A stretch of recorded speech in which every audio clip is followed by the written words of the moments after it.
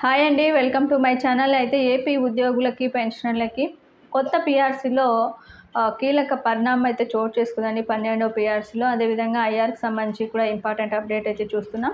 మీరైతే వీడియోని ఎక్కడక్కడ స్కిప్ చేయకుండా ఎంతవరకు అయితే చూసేయండి. వీడియో నచ్చినట్లయితే తప్పకుండా లైక్ చేయండి, షేర్ చేయండి. ముఖ్యంగా ఏపీలో కొత్త ప్రభుత్వం కొలువు తీరింది. నూతన ప్రభుత్వం పైన ఉద్యోగులు చాలా ఆశలు అయితే పెట్టుకున్నారు. జగన్ ప్రభుత్వంలో ఉన్నటువంటి వ్యతిరేకత ఉద్యోగులు ఏకపక్షంగా కూటమిని అయితే ఎన్నుకున్నారు. ముఖ్యమంత్రిగా బాధ్యత తీసుకున్న సమయంలో ఉద్యోగులు భారీ స్వాగతం కూడా పలికారండి.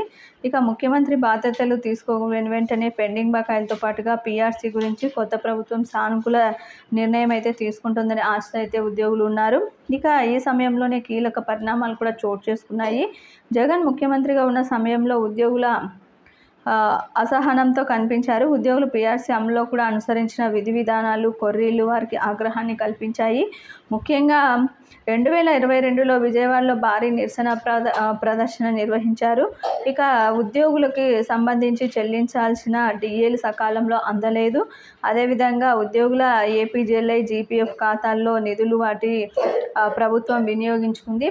ఇక పదవి విరమణ చేసిన ఉద్యోగులకి దక్కాల్సిన ఏవి కూడా ఒక్కటి కూడా దక్కలేదండి పెన్షన్లకి. అదేవిధంగా పెన్షన్ల విషయంలోనూ కూడా ఈ యొక్క నిర్ణయాలు కూడా వ్యతిరేకత అయితే కనిపించింది. తాజా ఎన్నికల మేనిఫెస్టోలో కూడా బ్యాలెట్తో పాటు పోలింగ్లోనూ కూడా ప్రభుత్వానికి వ్యతిరేకంగా వీరంతా వ్యవహరించిన సరళైతే స్పష్టం చేసింది.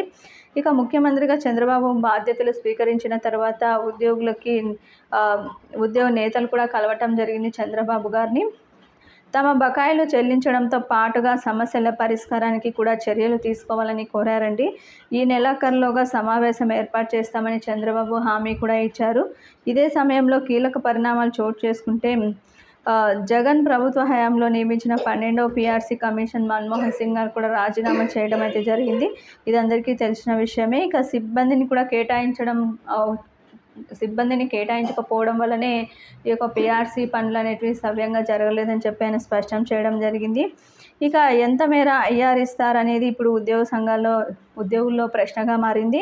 ఇక నూతన పీఆర్సీని హైకోర్టు న్యాయమూర్తి ఆధ్వర్యంలో ఏర్పాటు చేయాలని ఉద్యోగ సంఘ నేతలు కోరారు. ఇక దీంతో ఇప్పుడు ఉద్యోగ సంఘాల్లో ప్రభుత్వ నిర్ణయం ఏంటనేది ఆసక్తికరంగా మారింది.